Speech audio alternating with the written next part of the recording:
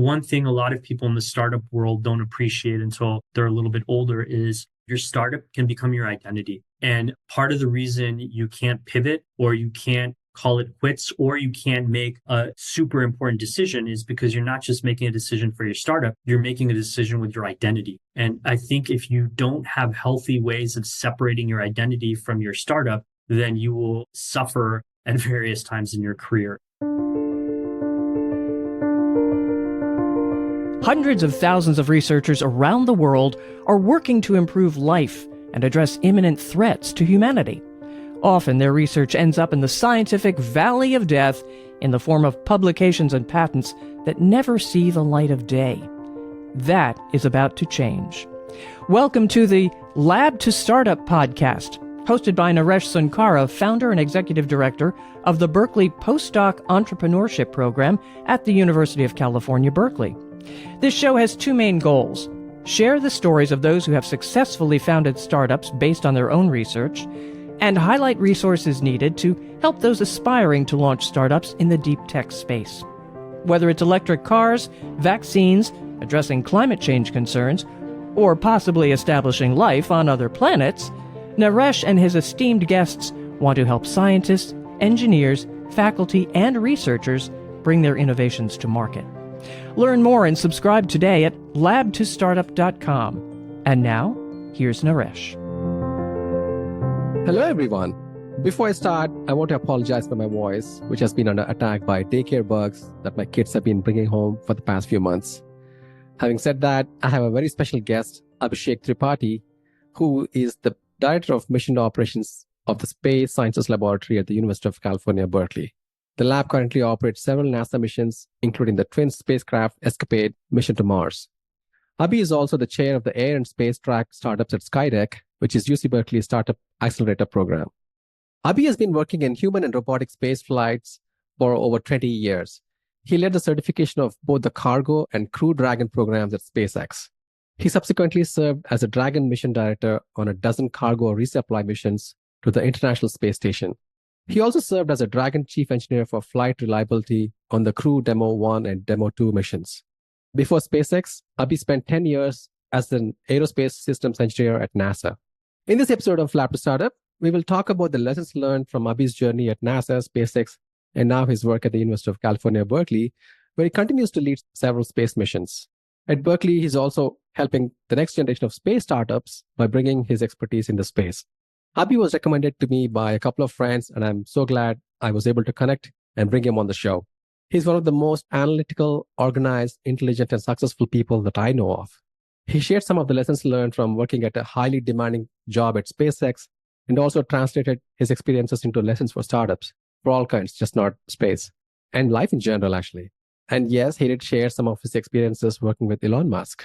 I believe this episode has one of the most insights per minute of listening. It was a blast talking to Abhi, and I hope you will enjoy this and find it useful. All right, Abhi, I've been doing some research on your work and excited to have this conversation today. I really didn't know where to start this conversation because of what all you have accomplished in the space. Hope I can cover as much as possible. Welcome to the show. Thank you. Glad to be here. Excellent. So there's obviously so much excitement around space exploration, predominantly led by Elon Musk, I think, in my opinion, and to some level by Jeff Bezos, amongst others, where people are glued to their screens to watch the launches of Falcons, the New Shepard, and so on. Maybe you can set the stage by talking about technological advances that happened in the past decade or so, or if there are other reasons that is facilitating these advancements. Was there a breakthrough moment that catalyzed developments, or is it a series of them going on? I can't point to any technological breakthrough that's resulted in what we see now. And that's fascinating in itself. What I really think has led to the extreme amount of interest in space and the higher cadence of companies that are trying to do hard things is really somebody set out and made a very, very difficult goal and started step by step going toward that goal. So when you talk about Elon Musk, he made a very ambitious, almost a laughable goal for his company. In fact, some people will outright laugh at the goal. The stated reason for the existence of SpaceX is to create a settlement on Mars. Now, as soon as you say that, everyone will say, well, how the heck are you going to make money on that? That's just way over the horizon. But unless you have an overarching goal, you will end up making a series of wrong strategic moves for your company. So if you look at the history of SpaceX, every single thing it has ever made a lot of money in, reusable Falcon 9 launch vehicles, now it's Starlink, etc., is not just a one-off, hey, let's go make money on that. It is because it ties directly to their ultimate vision. So I think what you see in terms of excitement from the community right now, in terms of innovation, is fully reusable launch vehicles. The technology for a fully reusable launch vehicle, other than a few minor things, improved software, the waffle iron grid fins that you see on an F9 rocket, the technology is not very super innovative. Putting it all together and saying, by God, we will succeed at this because we need to succeed in order to have our ultimate vision, that's the new thing.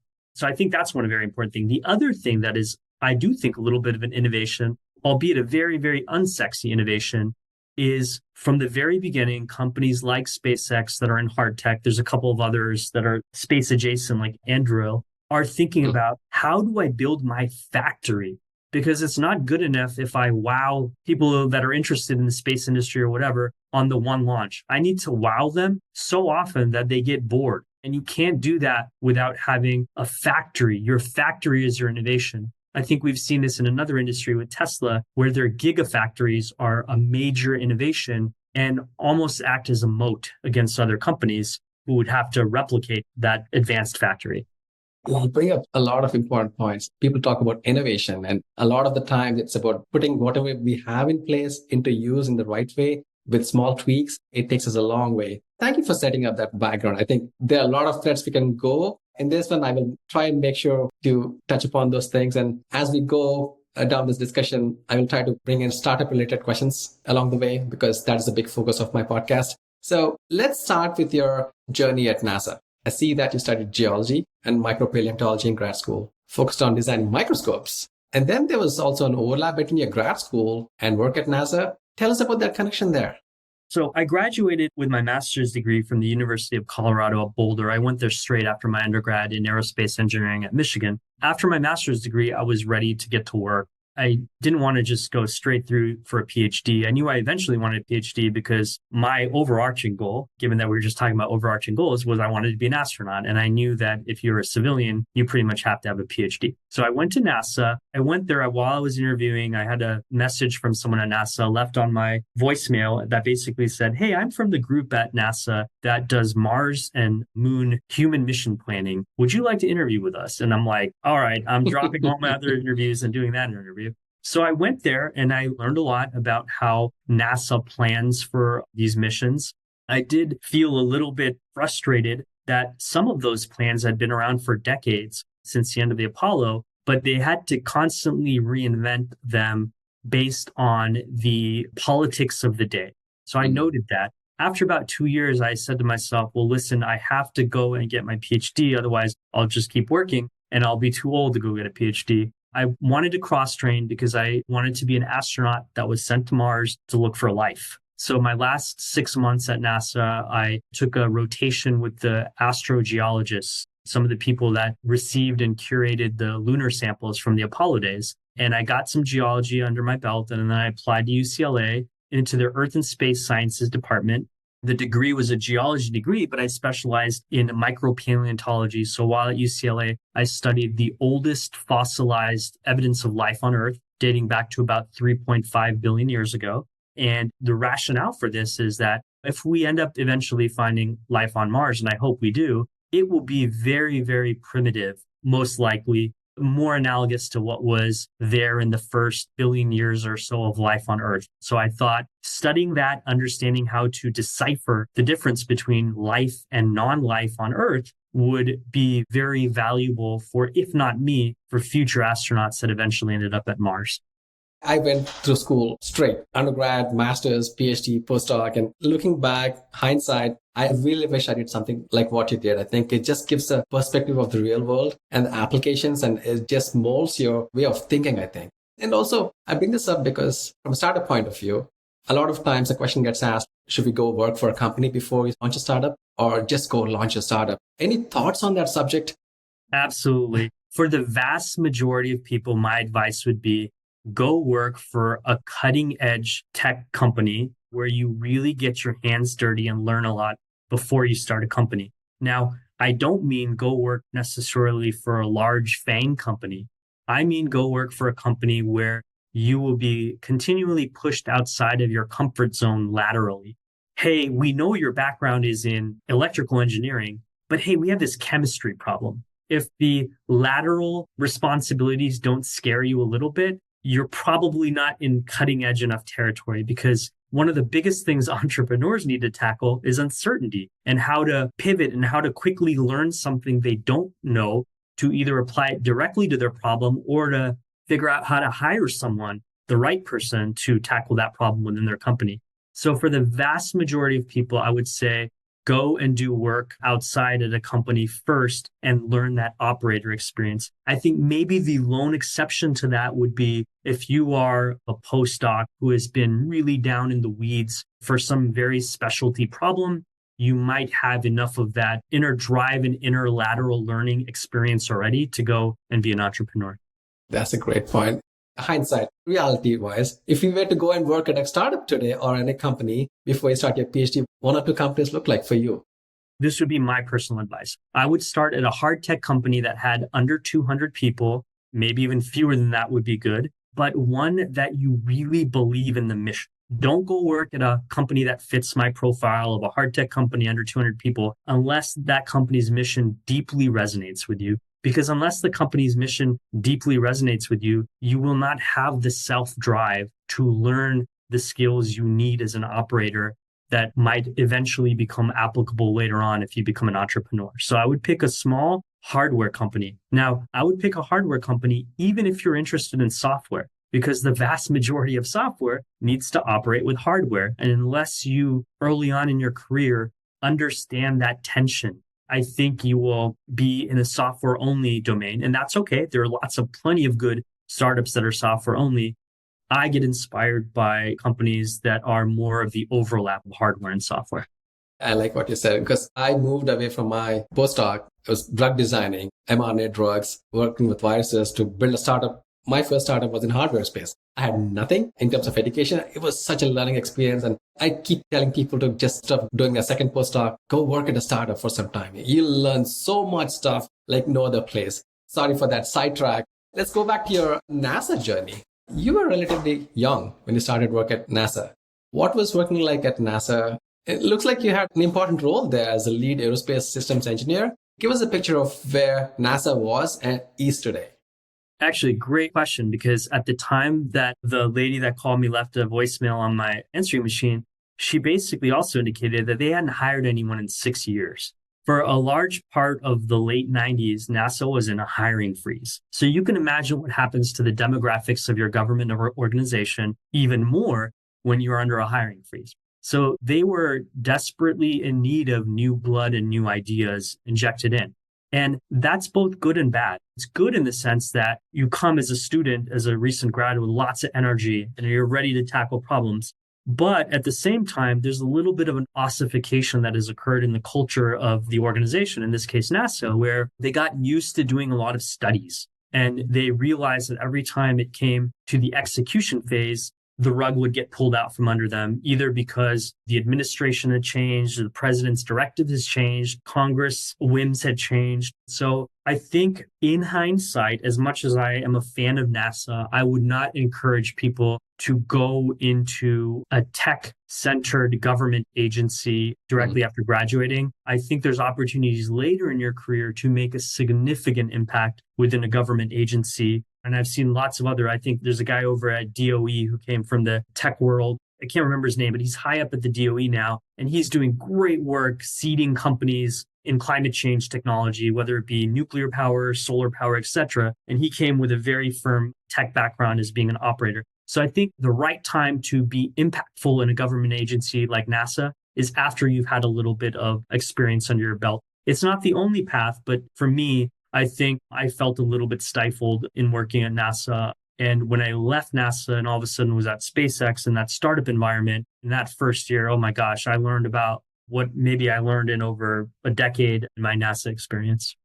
You bring up a good point about the ossification that happens at NASA places, but then there's value for that experience. They might have seen so much. They were the first ones to do a lot of things. And I'm on to kind of that startup. If you're trying to recruit an advisor, and what advice is relevant and what are we looking for and what makes a good advisor if you're trying to bring somebody from high up in those organizations, whether it is NASA or DOE?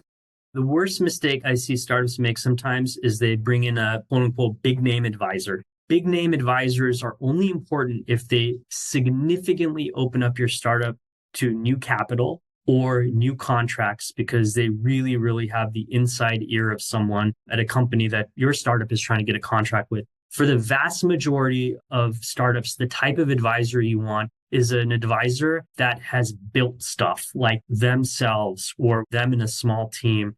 They've built some software system from scratch. They've built some hardware system from scratch. You need an advisor that will give you really good tactical advice. You don't need a lot of advisors that will give you necessarily lots of strategic advice. You only need one strategic advisor along with your founding team and their beliefs. What you really need are good tactical advisors that get you through, hey, how do I scale the manufacturing on this? Where should I go buy the equipment from that you have experience buying equipment from? Those are the types of advisors that I think are super useful outside of maybe one or two strategic advisors. That's great advice. I recently started a food tech startup and then I'm trying to serve the space. And we got the head of the food sciences from NASA. She just retired, but then the insights she'd been helping in terms of mistakes to avoid, whether it's certifications and so on, I think that's been super, super valuable. And just evaluating before you recruit is really helpful. While on the subject, picking advisors, what would you recommend for an early stage startup? Just talk about what worked in the startup that you advise. What are these founders making mistakes around?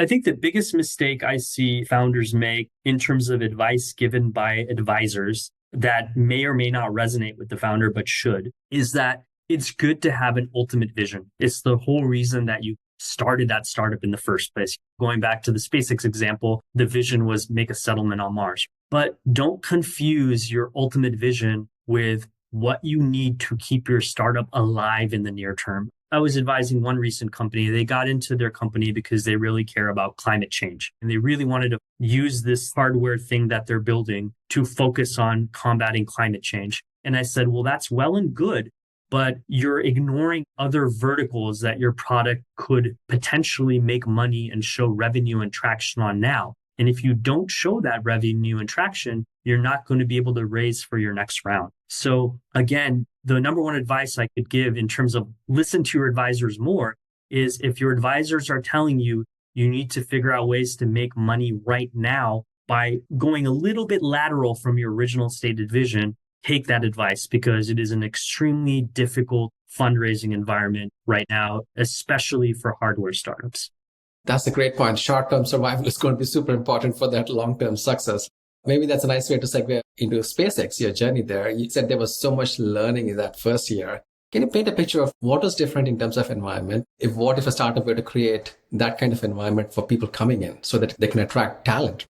So one of the most important things preached at SpaceX is to end all instances of gatekeeping. So one instance of gatekeeping that is very famous, Elon is known for this, you can find plenty of references on the internet, is that he made an edict that you shall not use acronyms at the company unless they are specifically approved by me. The purpose of that wasn't to really say no acronyms or you will be fired. The purpose of that is to make it known that acronyms are a way of gatekeeping. If I'm a really darn good engineer and I came from, say, the video game industry, but I'm a really good software coder and I could really benefit that space company and I could really help them write their flight software on their spacecraft. If I'm trying to understand my requirements and I'm looking at a bunch of acronyms, now you've made my enthusiasm go low because now I've just spent half the day asking people what the acronym means. So that is one example of lower the amount of gatekeeping.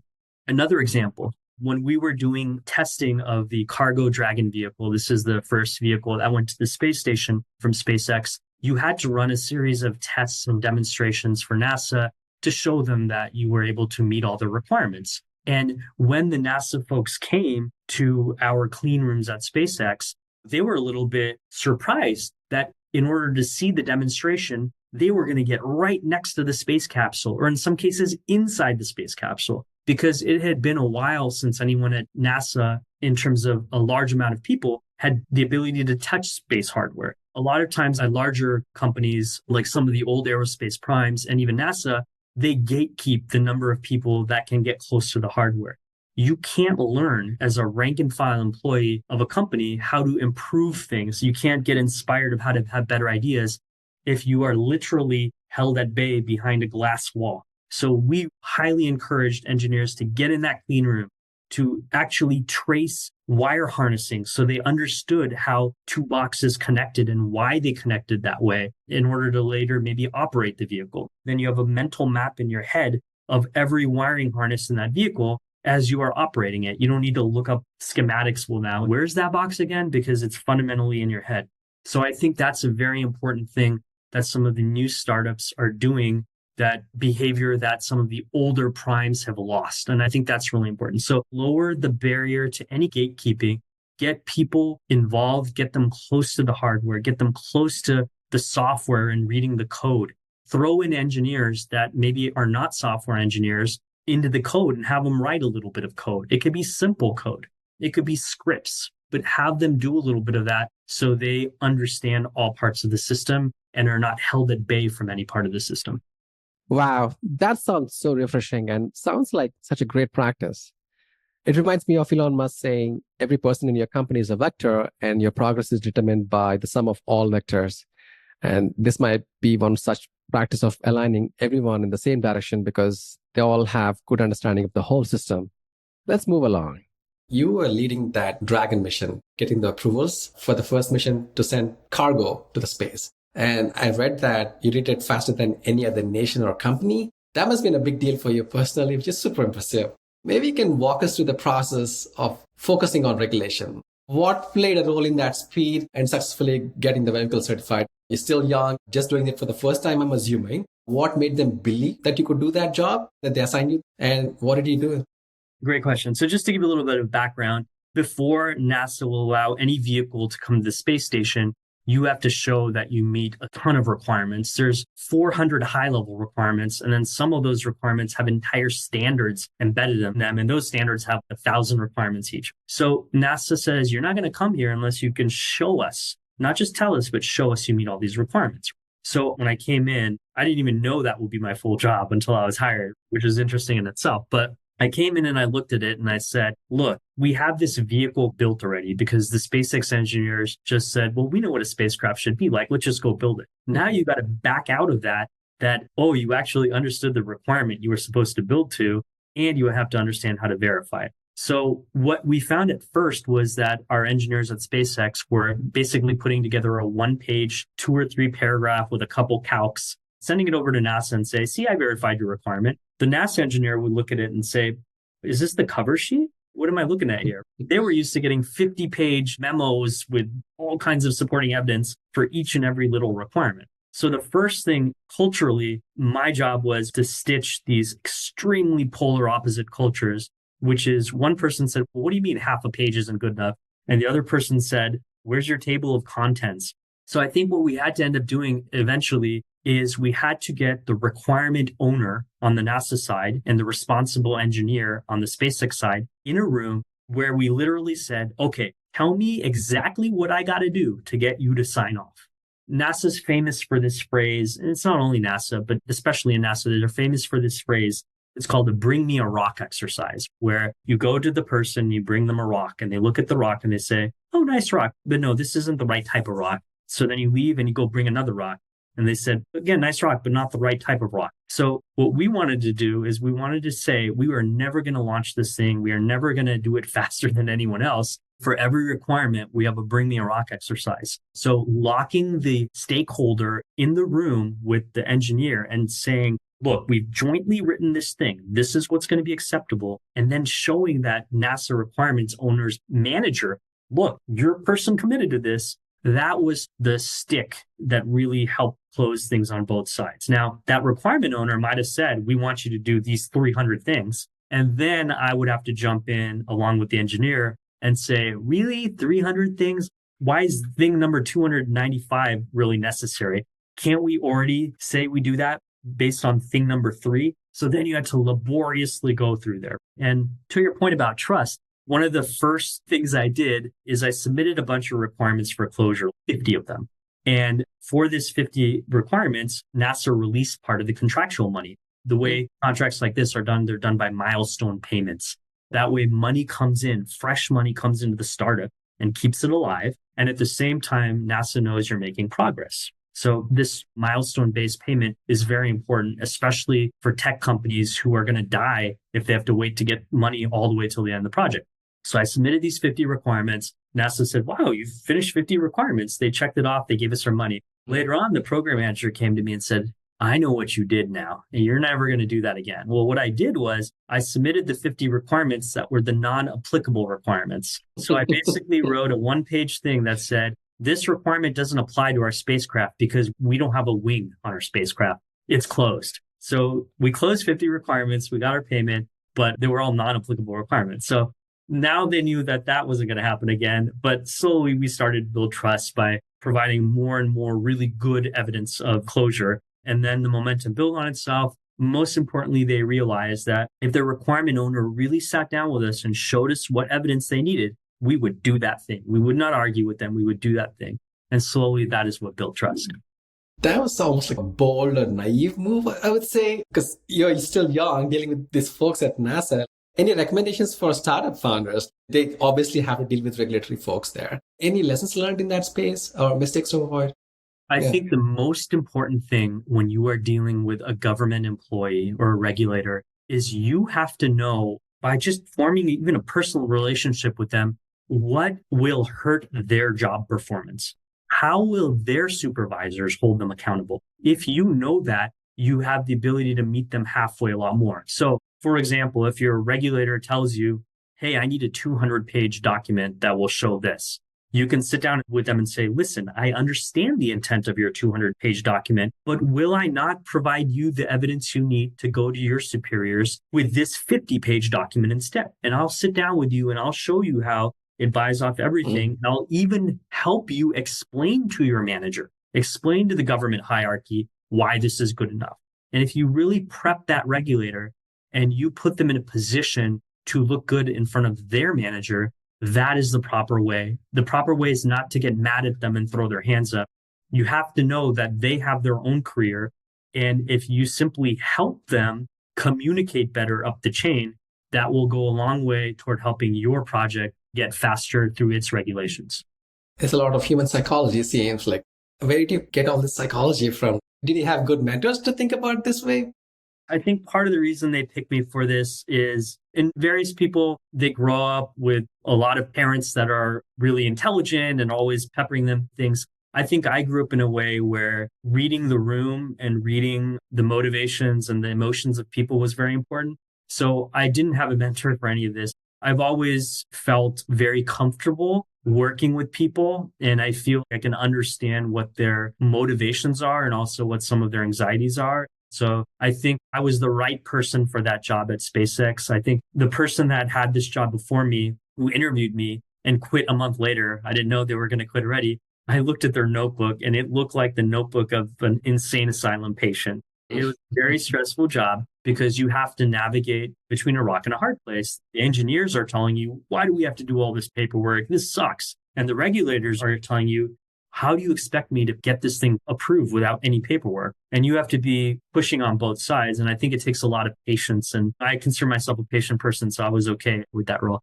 There are so many lessons for entrepreneurs in what you just said, Abhi, like reading the room, understanding what is at stake for the others involved, especially the regulatory bodies, and trying to provide them necessary information that will make them look good with their superiors.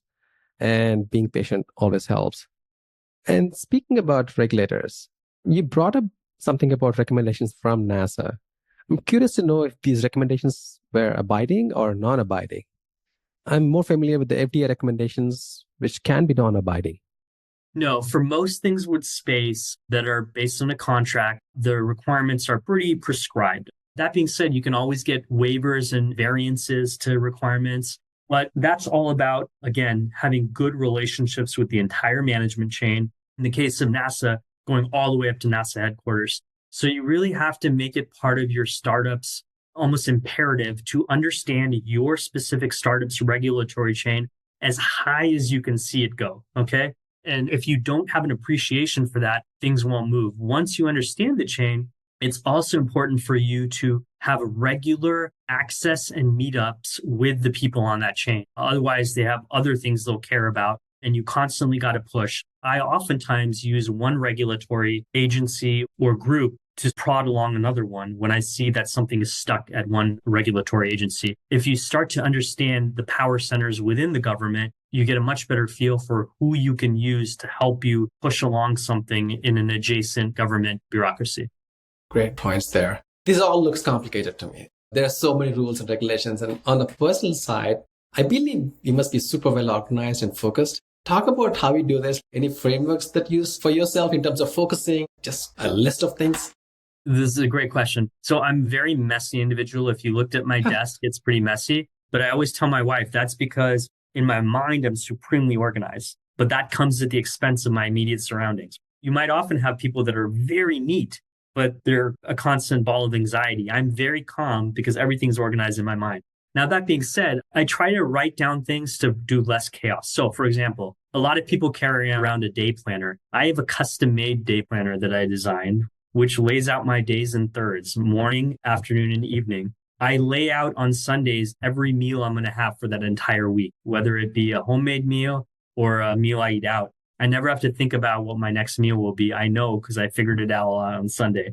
I cook my lunches for the week on Sunday, so I don't have to cook every day. So I try to organize that way. In terms of work, I love OneNote. I use OneNote. I put all my notes in OneNote. I have tabs by year. I have tabs by week. I try to make sure all my actions are clear, and the actions that must be done that day, I label them as such. So it's a hybrid approach from a bunch of various books I've read, like Getting Things Done, Atomic Habits, etc. I don't think any of those books by themselves will work exactly like they're written. I think you got to figure it out over time. I am a big believer in the philosophy, however. I hope I don't mess it up, but imagine you're juggling a bunch of Christmas ornaments and you got 2 or 3 that are the most precious Christmas ornaments that as soon as they hit the ground, they're going to break. So I'm very good about recognizing what are my 2 or 3 most important, absolutely will shatter ornaments. And if the rest fall, I don't care. I'll pick them up and I'll deal with them, but I don't drop those 2 or 3. I find that folks that treat all ornaments equally oftentimes have a very difficult time. So I always try to remember that philosophy. Perfect. Looks like everything in your life is super organized except your table. Moving along, before I talk to you about your experiences with Falcon 9, which was the first rocket capable of free flight, is it Musk who comes up with ideas like Falcon, or is it a team effort? I ask this because there might be lessons learned in terms of ideation, deciding on which project to work, and getting the teams rallied around it for other startups.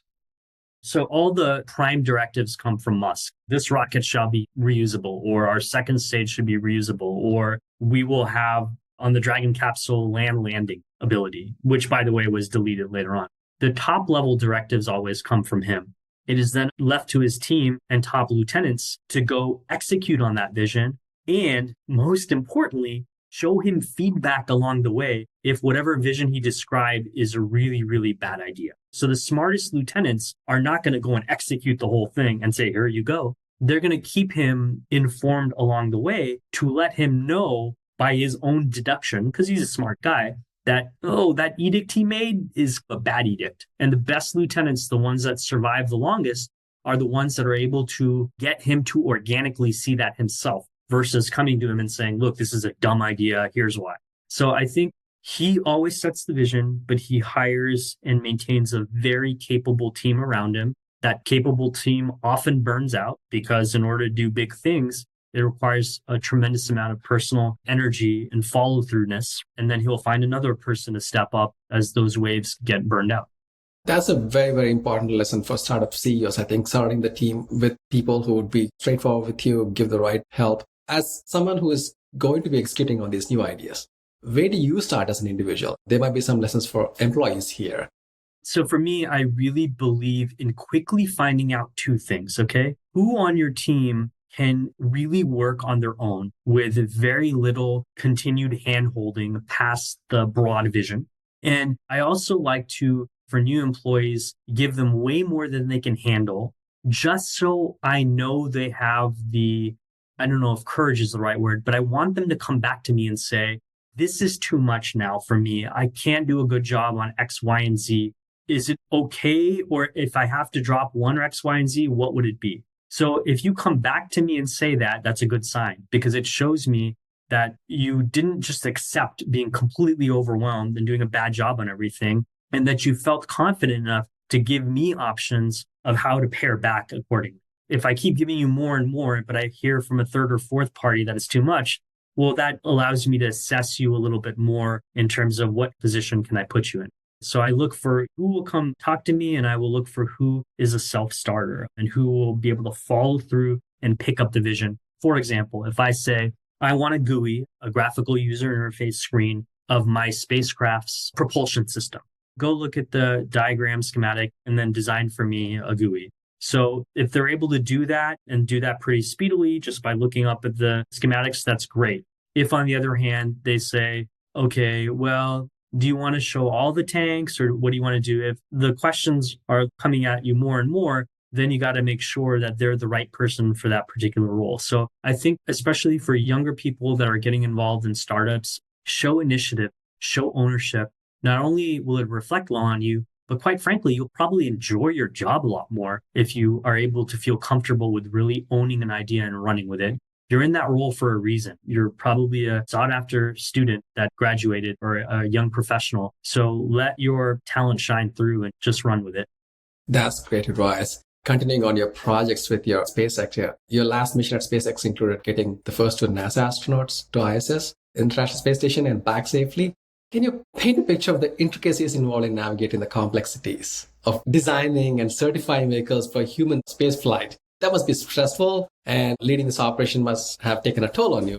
Walk us through that experience.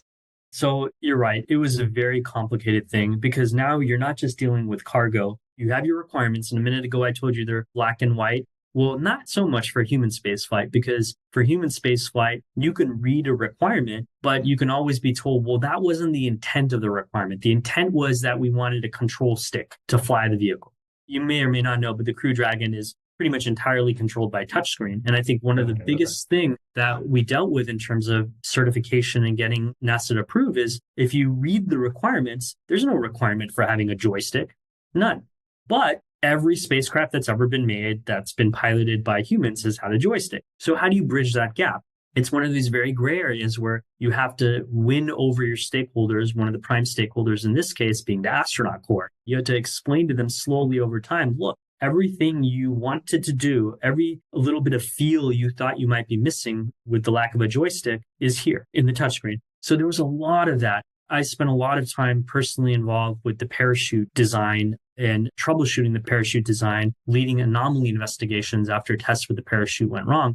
And the parachutes, they are directly responsible for making sure the astronaut crew lands safely. So it was of a lot of importance to me. The parachute team at SpaceX was amazing. They spent almost months on end in the desert doing these drop tests. It was a very hard life. I got to do just a little bit of it compared to them, but it was very hard. I had decided basically just after the launch of the crew that I was going to wind down my time at SpaceX. I had been there for 10 years. I think especially in my last year there, where I was responsible for certifying the demo mission 1, which is when a large bulk of the requirements had to be satisfied. My dad had a terminal illness. So in addition to working at SpaceX, I had a sick dad and I had 3 young children too. So I think all of that, going back to what I said a couple minutes ago, Musk is really good about putting capable people in charge, but those capable people, there's a toll on it. And you have to decide how long you want to spend in a role like that. And you have to be honest with yourself that you can't spend your whole life in one mode. Life is long and you have to be honest and insightful enough with yourself that your modes may have to change. And most importantly, your identity might have to change.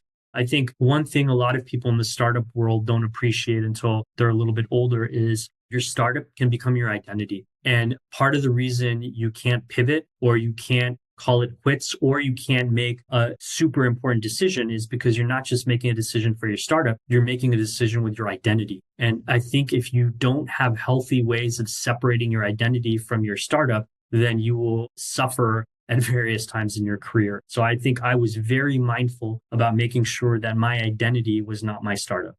I think that is a message that's been resonating with some of my founders who's taking the companies public, like Lucira. They were the first one to bring a PCR test to the market, and the company just goes almost bankrupt. I think their lesson was exactly this. Do not tie your identity to the startup.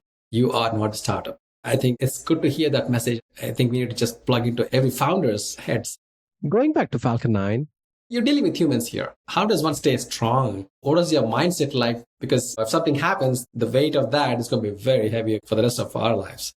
It's tough. I'll be honest. A number of people that I worked with at SpaceX got divorces while at SpaceX, partly because of the pressure. There were other people that dealt with kid things as well. I think in the space industry in general, the people that are there are very mentally organized. If you look, for example, just on one of my roles at SpaceX, I was a Dragon mission director. That's the person in mission control in charge of the room to make sure all the operators are doing what they needed to have a successful mission. When you do that, you get used to compartmentalizing. You might have some anomaly going on with your prop system, but you have to put it to the side because your anomaly with your avionics system is more important. And it's bittersweet, but I feel those skills really help you in your home life, or it helped me. Now, on the flip side, I can't talk to my wife as if she's an operator. And I found myself doing that a couple of times, and I had to stop because what works in mission control does not work in your kitchen. So I think it's hard to always switch out of one mode into the other, especially nowadays when we have a smartphone with our email and Slack on it and the computer is always on. So I think it's really hard, but I think it's important to make sure you have some boundaries.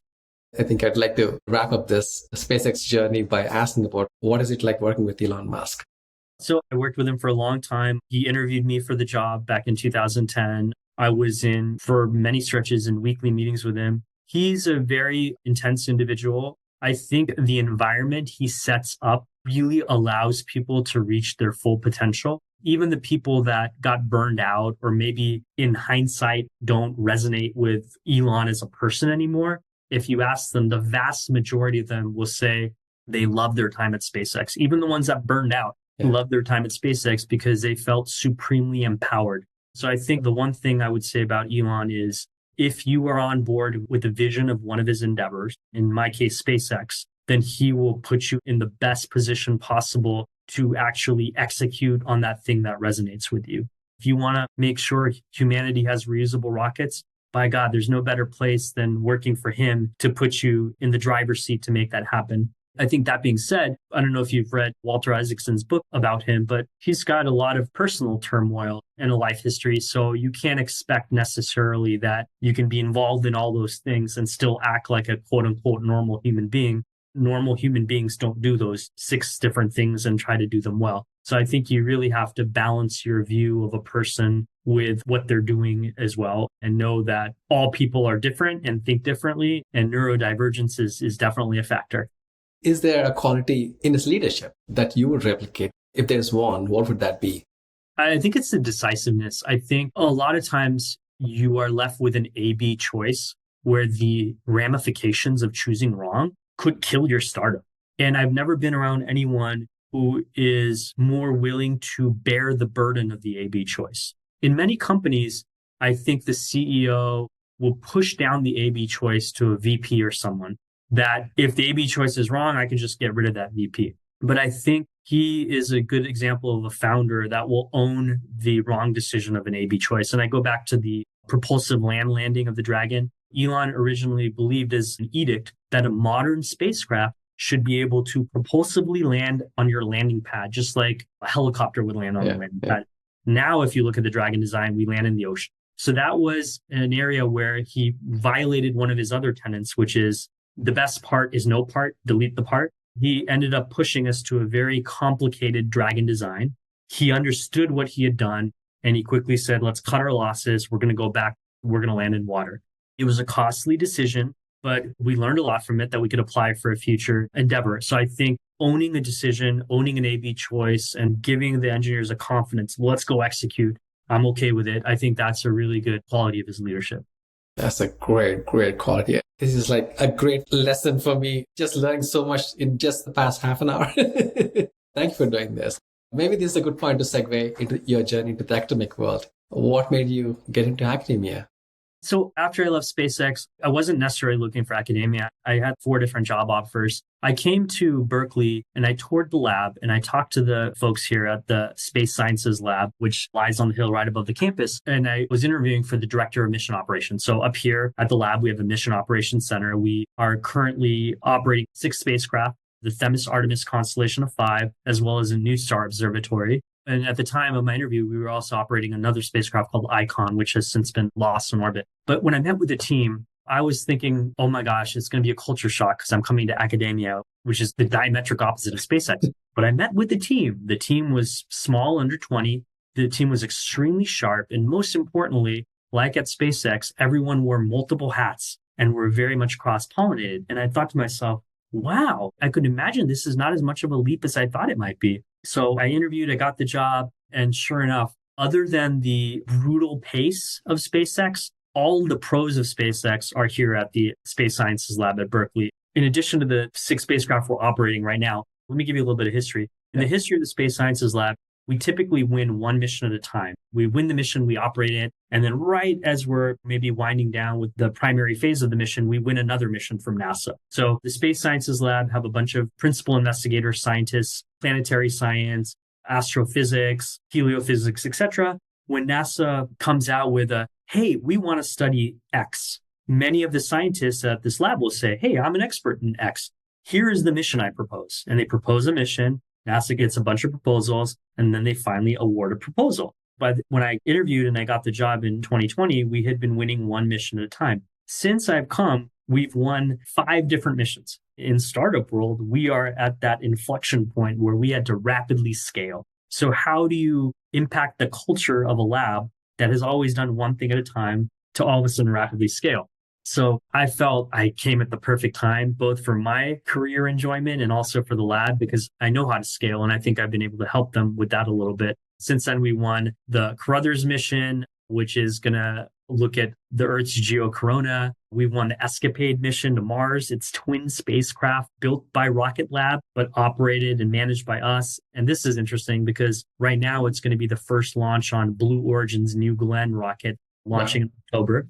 So that's been interesting working with both Blue Origin and with Rocket Lab. Then we won the COSY, the Compton Spectrometer and Imager, which is a soft gamma ray survey telescope. We've won MUSE, which we're doing in conjunction with Lockheed Martin right here in the Bay Area, which will be observing the sun's extreme ultraviolet radiation. Then finally, we just won UVEX, which is led out of Caltech JPL, or the PIs at Caltech, but UVEX will be surveying ultraviolet light across the entire sky and giving us insight into how galaxies and stars evolve. So to answer your question, part of it is I came back to my science roots a little bit. I still have great admiration, and maybe I'll work in human spaceflight again one day, but I felt like Berkeley in general is at an inflection point, and I feel like they're in a great position to really, really capture a huge market share and mind share about space and space startups. So I think I just coincidentally lucked out and came here at the right time.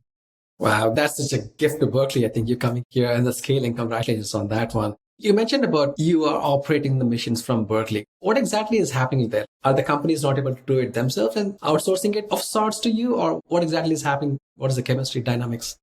So NASA works on a model of PI-led missions. What PI stands for is principal investigator. So whenever you hear about a NASA science mission, the quote unquote leader of that mission is always some academic or scientist, whether that academic be here at Berkeley, which we want, or some other institution. So that principal investigator now has to find a project manager because they're not used to managing a large engineering endeavor. So you pair that PI with a PM, a project manager. That project manager then says, okay, I'll make up an example. This person wants to go study black holes. In order to study a black hole, we need a spacecraft that has this capability X, Y, Z. Then they do a survey and they found out who in the commercial world makes a satellite bus that meets that criteria.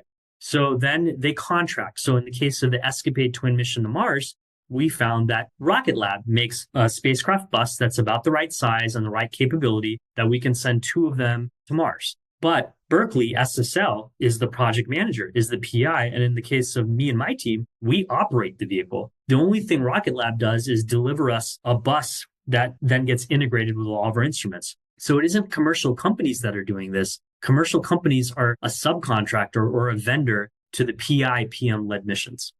I never heard of such a successful model. I wonder why they're not doing it in other spaces.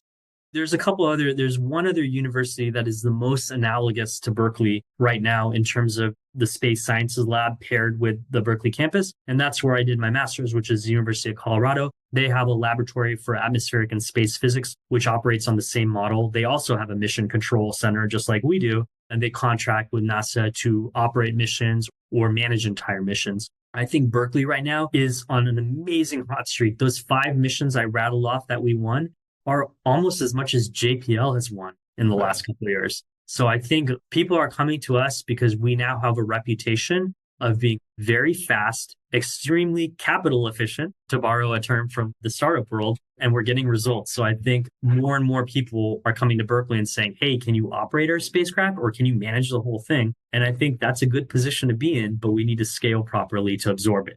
That is fantastic. I believe startups are the best way to translate lab research into the real world. I think you guys are really well set to actually make that transition. Maybe now is the point to talk about the Air and Space Track Incubation Program at Berkeley Skydeck, where you're part of the selection committee and advise the startups as well. That lab, you're the best person to happen to Skydeck, I think.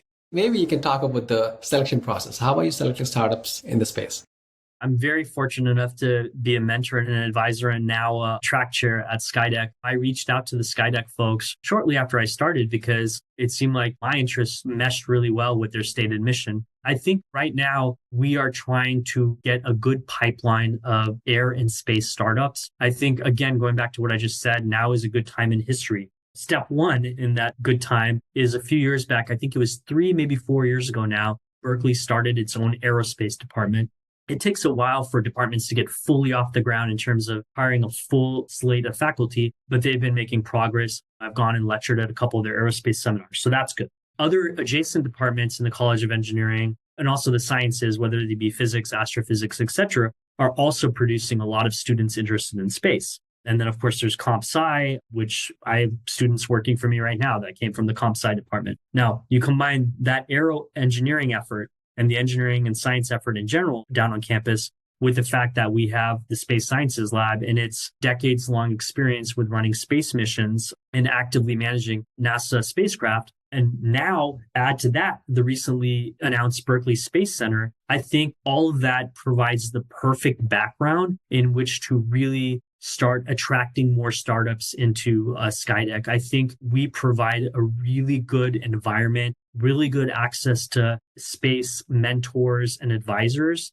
And I think within a couple of years, this entire Bay Area ecosystem will be on par with, I think, a little bit of the space hardware revolution you're seeing right now in Southern California. So I think I'm really excited about that. And then to answer your question explicitly, when I look at space startups, I look at a couple of different things. Do they have a credible founding team? Are they all in on this? Or if I look them up on LinkedIn, are they working 2 or 3 other jobs at the same time? That's a little bit of a red flag. Secondly, can they show me what have they already built? Physical hardware or working software on a shoestring. If you come to me with just slides about what you're someday going to do, but you haven't even done a working prototype or showed me that you know how to roll up your sleeves in a lab or in a workspace, then I'm a little bit gun shy to proceed with you. I want to see that scrappiness is the right word. Then I want to see, do they have an understanding of if their product can scale and where potential cash along that scaling roadmap will come from. I think if you have some great ideas, but it's not obvious to me where the cash is going to come from for your A round or your B round or et cetera, then I worry that you haven't had enough operator experience and you're a little bit too idealistic. And then lastly, do they have a clear-eyed understanding of their product's timing within the current aerospace market? I feel like I've seen a couple of good ideas, but the founders aren't insightful enough to understand that they're way too early. The aerospace market is not always as developed as a McKinsey report or something claims it is. So I really need to understand that they understand and have a clear thoughts about the timing relative to the market. How do you balance that timing? Especially in the deep tech space, some of them take that long time to incubate, build that product, but they will be needed for that Mars mission. It's not going to be magic.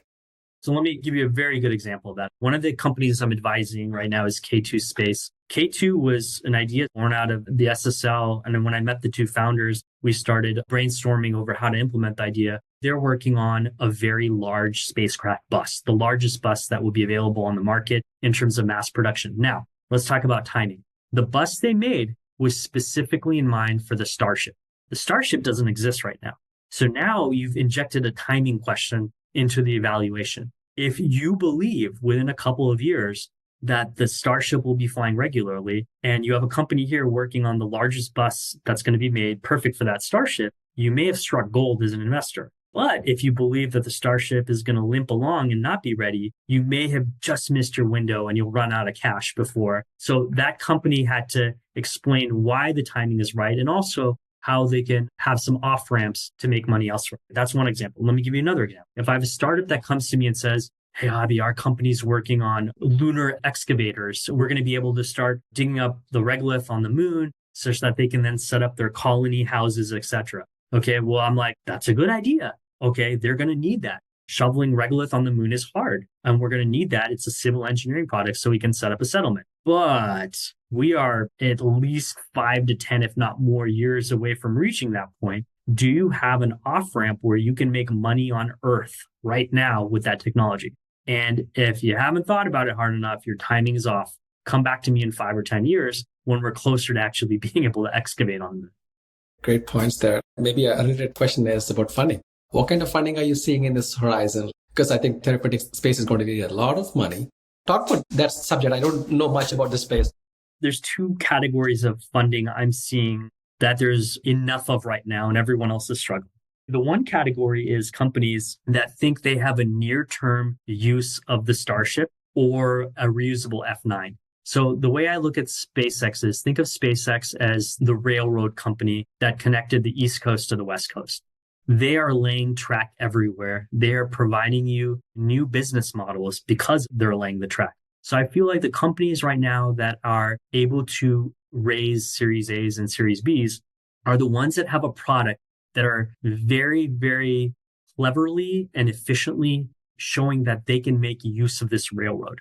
The companies that are struggling are the ones that are either trying to create their own railroad company or are just going off in a completely orthogonal direction, ignoring the fact that Starship might exist very soon. So let me give you an example. There are a lot of companies right now that are doing small rockets. Small rockets were a bad business idea in 2010, but we're still having a lot of rocket companies come up doing small rockets. Your company will not be able to make money.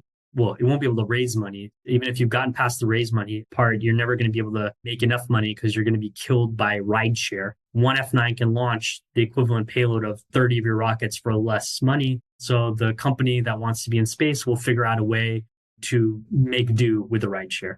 So the companies that are using the railroad that SpaceX is laying down in an efficient way, I think are able to raise money right now. The other category, I think, of startups that are able to raise money are some of the ones that are going to try to do clever things with software. Software startups are much more capital efficient. If you can come up with a product that can be very useful to space startups, but you can also sell them across other verticals, I think that will be impactful. There's a number of startups right now working on the ability to parse large volumes of data that come down from spacecraft and be able to spot trends like, look, I see that your thrusters on your spacecraft are malfunctioning. If I go back to the test data and I overlay the test data with the performance data, here's what I see. Now, a lot of aerospace startups need that tool, but so do a lot of other industries. You can imagine it being useful in the automotive industry. So if you create a really clever software tool that's able to deal with large amounts of data quickly and efficiently, and you can also find other verticals, I think those types of startups right now in the aerospace world are getting traction. Conversely, the type that isn't getting traction is the one that comes and says, hey, I have a brand new engine. My engine is really cool. It's a green engine. Nobody's going to buy your green engine because they want consolidated projects right now. They don't want your licensed engine. SpaceX has basically shown that vertical integration has a lot of advantages. So people are not, by and large right now, super interested in one-off components. Great. This is going to be a question I was going to ask about the topics people could focus on. Thank you for covering that. Are there topics that we haven't talked about, especially when it comes to startups?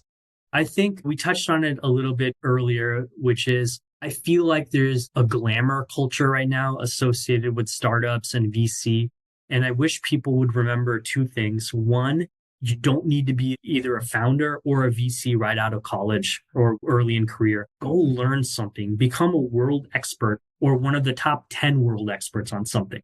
That will serve you better. Secondly, speaking of VCs, I've seen some companies come to me and pitch me for Skydeck. And I said, well, wait a minute. I see what you're trying to do. You need money so you can improve your software, but your software isn't that complicated. I could right now go hire a senior from Berkeley computer science department as an intern, and they could do what you're asking. So why do you need VC money? Why are you diluting yourself now for something that's a pretty simple software task? So I think that's the second piece of advice. Don't raise just because everyone around you is raising and you think that that's what you need to do. Try to bootstrap, try to build. And this goes back to what I said earlier, which is I'm always attracted to a company that comes to Skydeck and has already shown me their scrappiness by some either hardware they've put together or some software they've put together. I think you should concentrate on that. Don't overestimate how much money you need. Try to be as scrappy as possible.